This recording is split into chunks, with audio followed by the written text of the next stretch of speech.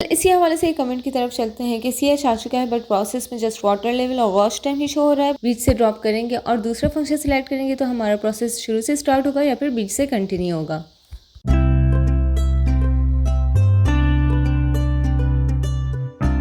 अस्सलाम वालेकुम, welcome to another vlog. और आज का व्लॉग उन लोगों के लिए जो टब क्लीन के हवाले से बहुत ज़्यादा परेशान रहते हैं, यानी कि टब क्लीन के प्रोसेस में कौन कौन से ऑप्शन सेलेक्ट होते हैं, यानी ऑटो सेलेक्ट में कौन कौन से ऑप्शंस आ जाते हैं, तो उनके लिए आज का व्लॉग बहुत ज़्यादा इंपॉर्टेंट है। इसके अलावा आज के व्लॉग में हम एक्सपीरियंस करेंगे कि जब हम एक फंक्शन को बीच से ड्रॉप करेंगे और दूसरा फंक्शन सेलेक्ट करेंगे तो हमारा प्रोसेस शुरू से स्टार्ट होगा या फिर बीच से कंटिन्यू होगा। क्योंकि समटाइम हमारे साथ ऐसा भी होता है कि हम एक फंक्शन के ऊपर जो क्लोथ्स लगा चुके होते हैं तो हमें ख्याल आता है कि नहीं ये फंक्शन तो बहुत ज़्यादा टाइम है इसके, तो फिर हम दूसरा फंक्शन ही सिलेक्ट कर लेते हैं, तो हम वहीं से इसको स्टॉप करके और दूसरा फंक्शन सिलेक्ट करते हैं। लेकिन चूंकि हमारा वाटर लेवल हाफ हो चुका होता है, लेकिन हमें समझ नहीं आ रहा कि हम इसको फ्रॉम द बिगिनिंग कैसे स्टार्ट करें या फिर इसका पानी कैसे ड्रेन करें। और इसके साथ ही मैं बताऊंगी कि हम कम से कम टाइम में अपना टब कैसे क्लीन कर सकते हैं। तो आज की वीडियो बहुत ज़्यादा इन्फॉर्मेटिव होने वाली है, लेकिन उससे पहले अगर आप लोग मेरे चैनल पर नए हैं तो मेरे चैनल को सब्सक्राइब कर लें, वीडियो पसंद आए तो ज़रूर लाइक कीजिएगा और आखिर में अपने फ्रेंड्स में शेयर करना मत भूलिएगा। बहरहाल यहाँ हम स्टार्ट करते हैं टब क्लीन का प्रोसेस। टब क्लीन के प्रोसेस के लिए सबसे पहले मैंने आप लोगों को बताया था कि वॉशिंग मशीन को हमें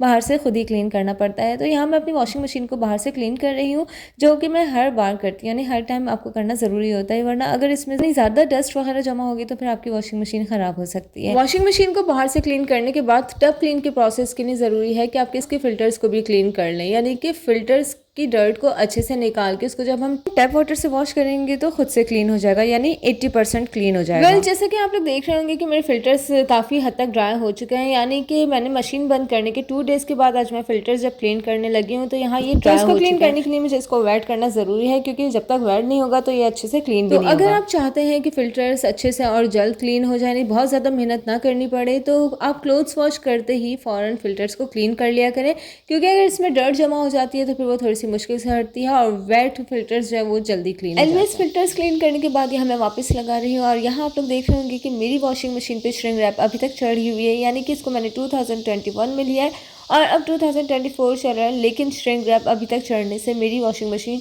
अभी तक न्यू लगती है, क्योंकि इससे मेरी मशीन डस्ट और काफ़ी स्क्रैचेस वगैरह से बच जाती है। तो इसलिए जब तक ये खुद रिमूव नहीं होती मैं इसको खुद भी रिमूव करने की कोशिश नहीं करती। यहाँ आ जाते हैं टब क्लीन के प्रोसेस की तरफ। टब क्लीन का प्रोसेस स्टार्ट करने के लिए पावर ऑन करने के बाद आपने प्रोग्राम और सेट के बटन को एक साथ प्रेस करके रखना है, यानी 2 से 3 सेकेंड्स तक उसको एक साथ प्रेस करना है। किसी एक को भी अगर आपने पहले प्रेस किया तो फिर टब क्लीन का प्रोसेस जो है वो स्टार्ट नहीं होगा, तो इसलिए इन दोनों को एक साथ आपको प्रेस करना है, वो भी 2 से 3 सेकेंड्स तक। दोनों बटन प्रेस करने के बाद जब CH लिखा है तो इसका मतलब है कि टब क्लीन का फंक्शन सिलेक्ट हो गया है, लेकिन यहाँ आप देख रहे होंगे कि प्रोसेस में कोई भी लाइट शो नहीं हो रही है। इसका मतलब ये है कि सिर्फ और सिर्फ आप वाटर लेवल चेंज कर सकते हैं, इसके अलावा किसी भी सेटिंग को आप चेंज नहीं कर सकते, यानी कि वॉश टाइम, रिंस टाइम और स्पिन टाइम जो कि इसके प्रोसेस में इंक्लूडेड है, और इसके प्रोसेस को चेंज करना पॉसिबल नहीं, क्योंकि ये ऑटोमेटिक मशीन है तो ऑटोमेटिकली ये इस प्रोसेस को कंप्लीट करता है और इसके प्रोसेस को कंप्लीट होने में ऑलमोस्ट 10 से 12 आवर्स लगते हैं। इसी हवाले से एक कमेंट की तरफ चलते हैं कि CH आ चुका है बट प्रोसेस में जस्ट वाटर लेवल और वॉश टाइम ही शो हो रहा है, प्लीज़ बता दें। तो जनाब इसका जवाब ये है कि जब भी हम फंक्शन को सिलेक्ट करते हैं तो हमारे पास जस्ट वाटर लेवल ही शो होता है, लेकिन जब हम स्टार्ट का बटन प्रेस करते हैं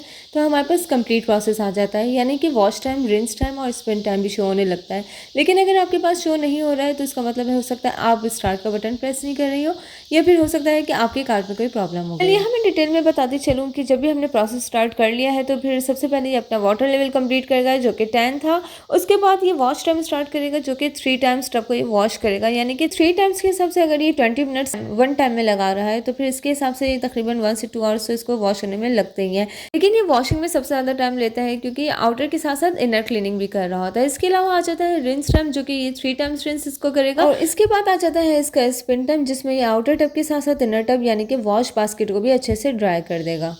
यहाँ टब क्लीन का प्रोसेस स्टार्ट हो चुका है और मशीन ने पानी लेना शुरू कर दिया है, लेकिन चूंकि अभी टाइम हो रहा है 4:30 और 4:30 के हिसाब से अगर 12 आवर्स लगाते हैं तो रात के 4:30 बजे तक इसका प्रोसेस कंप्लीट होगा। यहाँ अभी मुझे टब क्लीन करने की जरूरत नहीं है क्योंकि मैंने 1 मंथ पहले ही टब क्लीन किया था। तो इसके अलावा अगर ऑल्टरनेट ऑप्शन आपको टब क्लीन के लिए चाहिए तो फिर आपको कौन सा फंक्शन सिलेक्ट यहाँ मैं सिलेक्ट करूंगी क्विक फंक्शन, क्योंकि क्विक फंक्शन में सबसे कम टाइमिंग्स होते हैं, लेकिन इसमें जो हमें चेंजिंग्स करनी है वो क्या चेंजिंग्स करनी है, तो चूंकि हम टब क्लीन कर रहे हैं उसके हिसाब से हमें वाटर लेवल फुल रखना होगा यानी कि 10। इसके अलावा वॉश टाइम आप अपने हिसाब से रख सकते हैं और यहाँ मैं वॉश टाइम रख रही हूँ 3, फिर आ जाता है रिंस टाइम, जो कि मैं रखूंगी 3, क्योंकि मैं टब को पार्क करना चाह रही हूँ तो इसलिए मैं इसको 3 टाइम्स का रखूंगी। फिर आ जाता है स्पिन टाइम, तो स्पिन टाइम आपको मिनिमम 3 रखना जरूरी है ताकि टब अच्छे से ड्राई हो जाए। हम करने जा रहे हैं क्विक फंक्शन में टब क्लीन। टब क्लीन के लिए हमारा रिमेनिंग टाइम हो गया है 23। तो अब हम करेंगे इसको स्टार्ट, लेकिन उससे पहले जब हमने टब क्लीन का प्रोसेस स्टार्ट किया था तो हमारा वाटर लेवल हाफ कंप्लीट हो चुका था। तो अब वाटर लेवल के हिसाब से हमारे टब में ऑलरेडी पानी मौजूद है। तो अब 23 मिनट्स में जो हमने वाटर लेवल 10 रखा है,